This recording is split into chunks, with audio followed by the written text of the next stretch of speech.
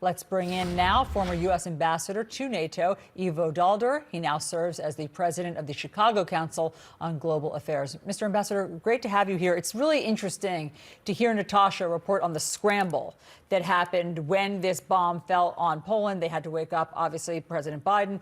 He was out of the country, and just, everyone that had to be alerted, and just how much cooler heads prevailed in that moment of confusion and did not escalate. Is that normally what happens when a bomb falls on a NATO country?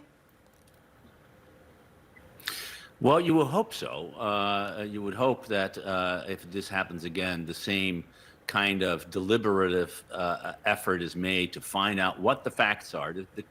The problem with war and the problem with having so many missiles flying across the skies of Ukraine that we saw in the run-up to this accident is that things can go wrong, and if they do go wrong, you got to figure out what's going on. So the system works in many ways. It churned through the process.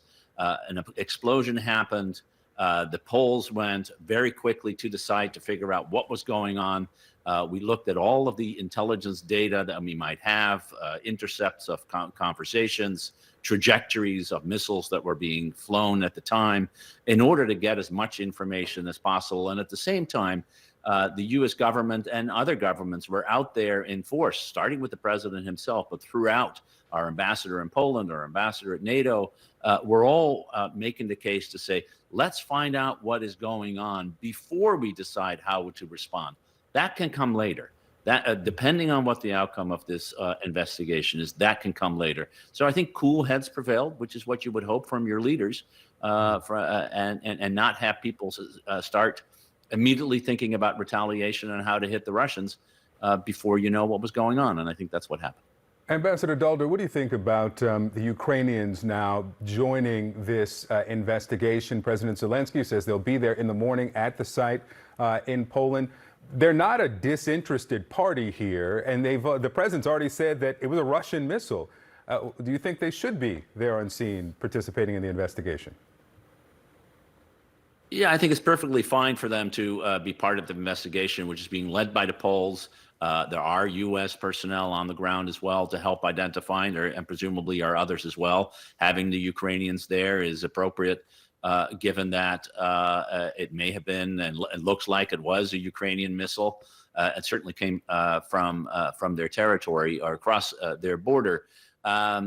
Just to point out, I think President Zelensky went a little further ahead on his skis when he immediately said it was a Russian missile, and sort of cornered himself and made it more difficult for him to admit the possibility that it might have been an accident.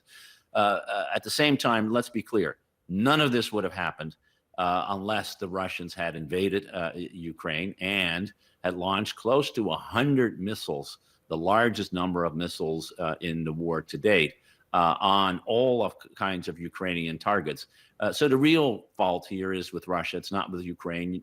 This is an accident that it couldn't have helped. It means we need to provide more, better, capable air defense systems to the Ukrainians. And probably a lesson that we learned that perhaps the government in Kyiv can learn is when something like this happens, let's find out what the facts are before we start calling on, as Zelensky did, NATO to start intervening in this war.